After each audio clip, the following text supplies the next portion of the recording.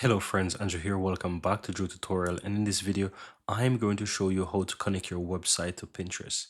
Now to do this, you want to click your profile on the upper right hand side, then click in View Profile. In the middle here, click and Edit Profile, and on the left hand side, simply click and Claim External Accounts. Now here you want to choose the website option. Simple click and claim, and here you want to go ahead and do the following. So here it shows that you can add the tag, so you can simply copy this. It says you need to copy this and paste this in the header of your website, right?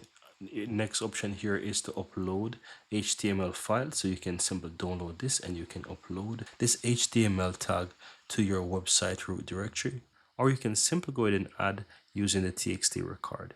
You can add this verification record to your domain host and you should be able to do it as well. Once you go ahead and do anyone, you can easily go ahead and click and continue, and this once both of them are linked, you will be able to proceed. You'll enter your website and you'll be able to verify your website. Once it's all verified, you will see that it's linked your website to your Pinterest account. It is a straightforward process, very easy, so I hope this is clear for you. And that's all there is to it, guys. Very easy and very simple.